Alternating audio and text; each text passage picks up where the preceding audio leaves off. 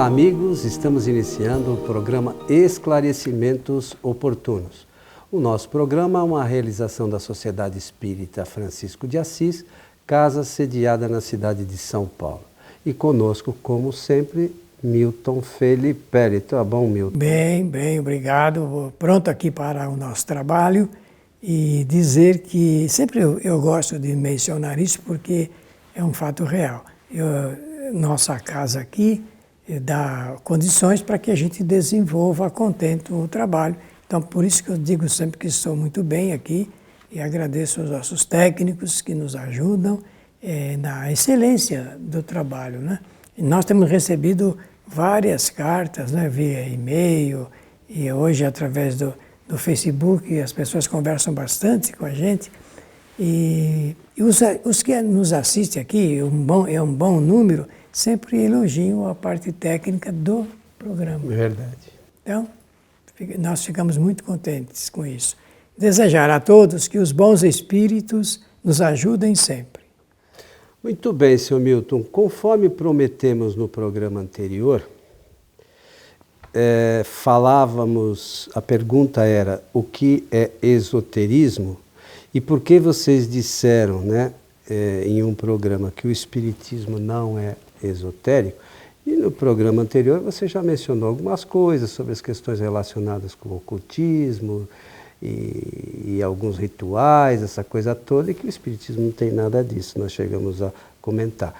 Então, eu acho que seria importante a gente dar continuidade aí à sua explanação para que a gente possa entender de uma forma mais... E até para dar elementos para quem quiser fazer análise, né, mais perguntas relacionadas com esse assunto, porque, meus amigos, quando a gente faz uma afirmação que nem esta em um programa, o espiritismo não é esotérico, é porque realmente nós examinamos a doutrina espírita segundo essa ciência, a metodologia da ciência aplicada por Allan Kardec, e a gente percebe que absolutamente ele não se relaciona com as partes ocultas, as ciências ocultas, o ocultismo, e nada de misterioso, de mágico, e nem dos trabalhos ritualísticos. Então não há nenhum ritual. As pessoas estranham um pouco quando a gente diz que no espiritismo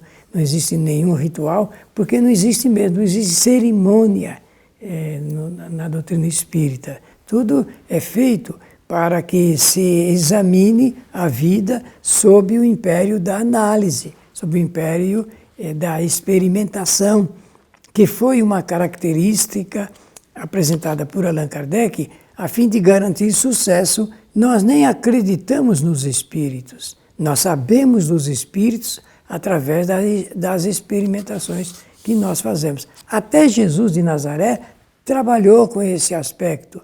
Ele provou e provava a imortalidade através das comunicações mediúnicas de seus pares, daqueles que o ajudaram. Então era uma demonstração assim, e é dessa forma que o espiritismo trabalha. Ele não trabalha com essa parte oculta ou esse sentido oculto da vida.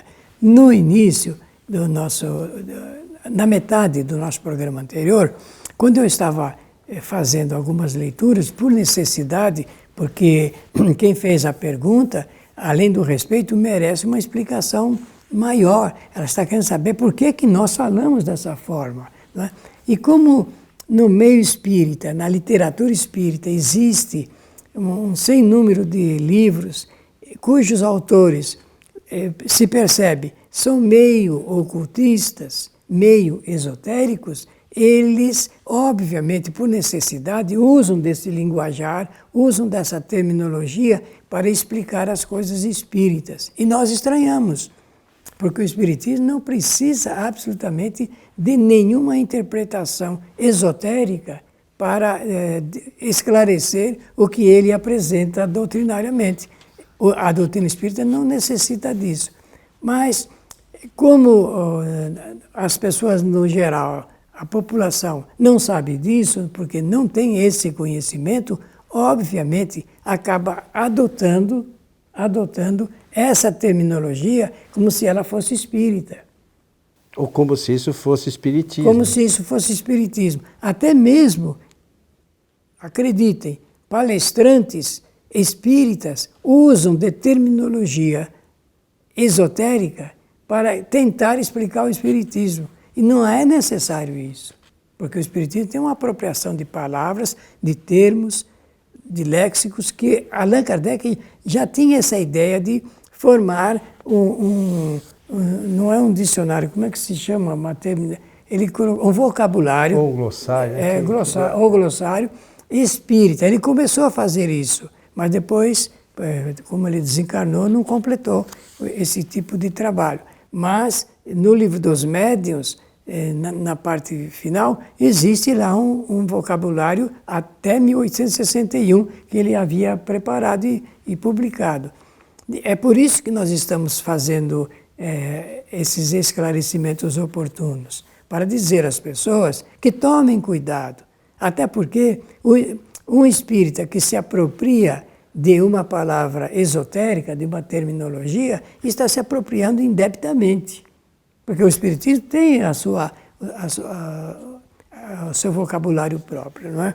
Nós paramos aqui, então, em primeiro lugar, já esclarecemos que o esoterismo, ele se enquadra nas ciências ocultas, no ocultismo. O ocultismo é aquilo que está oculto.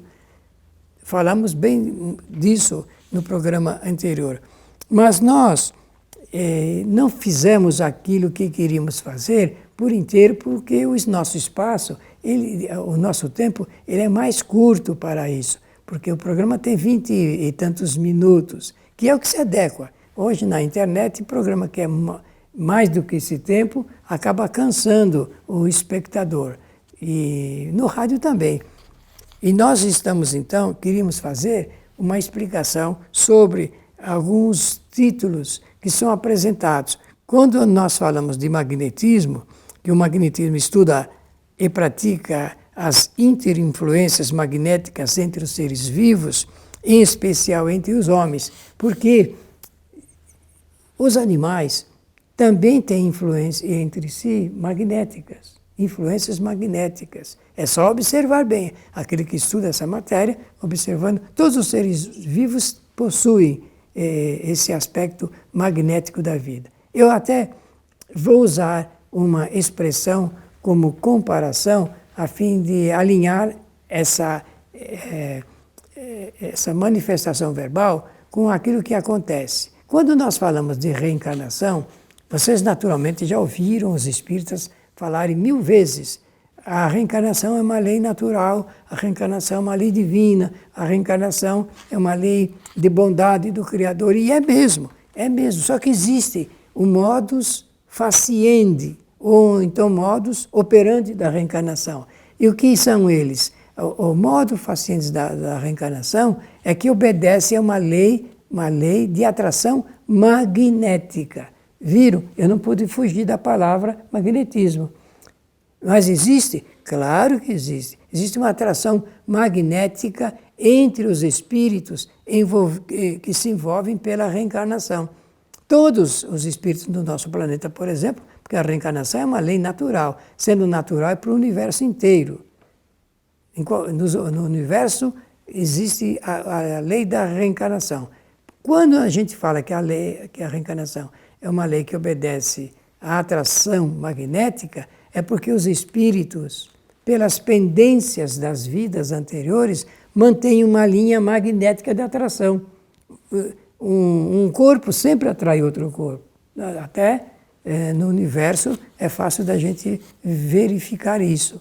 Estamos falando dos astros e planetas.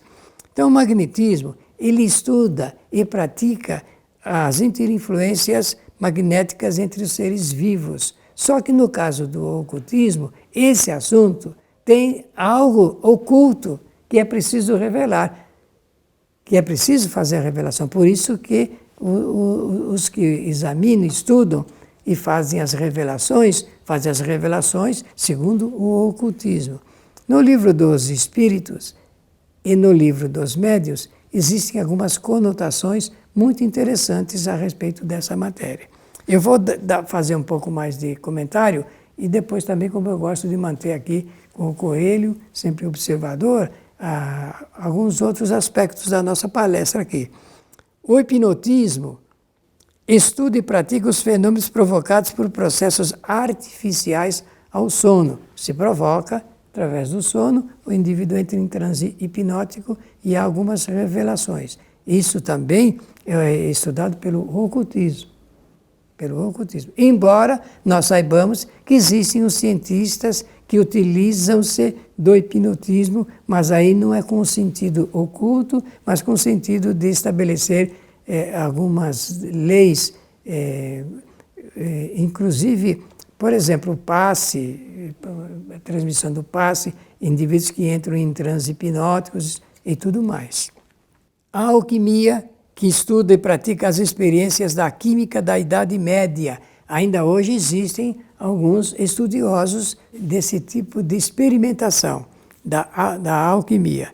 Em descobrir o elixir da vida, por exemplo, existe essa tentativa, e a pedra filosofal que deveria transformar metais em ouro. Ainda existem pessoas querendo fazer isso. Isso pertence ao aspecto do ocultismo. A astrologia, que é muito examinada, ela é uma ciência que está enquadrada dentro dos estudos ocultistas. Ela divide-se em dois tipos, a de característica científica e aquela que é de apenas leitura de horóscopos e interpretação também de horóscopos. A cartomancia, conforme nós dissemos, em adivinhar o presente e o futuro por meio de leitura de cartas de baralho ou outro tipo. Vocês sabem que existe isso, uma prática muito grande e corriqueira. E alguns até profissionais desse ramo. Está dentro desse aspecto das ciências ocultas. A quiroscopia ou quiromancia consiste em adivinhar pela observação das unhas das mãos, onde se supõe estar impressos o caráter, o temperamento, o destino, a posição social e etc. Nós não estamos entrando no mérito se isso está certo ou errado, porque não é da nossa alçada e nem competência. Nós só estamos querendo falar que isso não pertence à área espírita, não é doutrinariamente do espiritismo.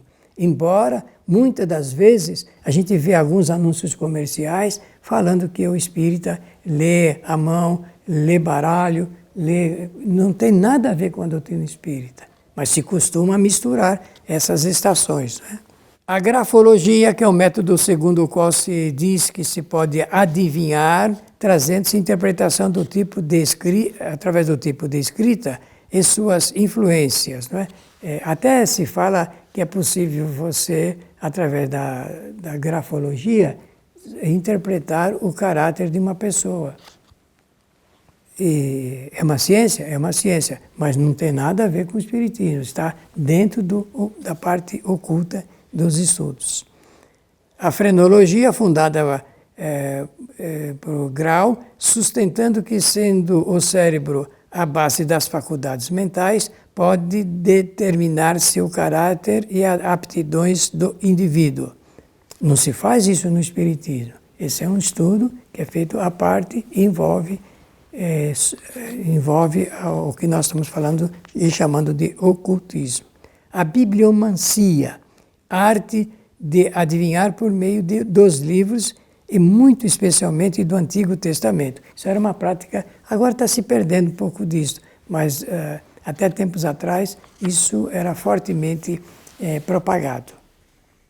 Bom, depois nós temos aqui mais a aloscopia, a otoscopia, que são outros ramos de experimentação da ciência e que se supõe ligada com a doutrina espírita. Por isso é que a gente tem que tomar cuidado. Não se pode dizer que o espiritismo nem é esotérico e nem pertence ao ocultismo ou às chamadas ciências ocultas. Não se deve fazer essa confusão. E quanto mais nós falarmos, melhor será, porque as pessoas ficam, bom, agora eu estou entendendo, não tem nada a ver, não tem nada a ver. Allan Kardec fez questão de destacar desde o início, que o Espiritismo era uma ciência para tratar, cuidar da origem, posição e destinação dos espíritos. É assim que nós temos que entender. Muito bem, eu penso que dessa forma nós podemos contribuir para agora nós conversarmos um pouquinho. Muito bom. Uma coisa que é importante acho que para início agora, né, ou continuidade, é a gente fazer só um paralelo aqui, ou um comentário, em relação ao que é espiritismo e o que não é espiritismo.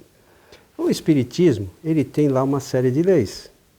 E essas leis constam exclusivamente nas obras de Kardec, que foram trazidas por espíritos superiores. Ponto. E não adianta querer discutir que teve atualização. Nada que veio depois disso pode ser atualização, uma vez que foram trazidos por espíritos que a gente não sabe nem a origem.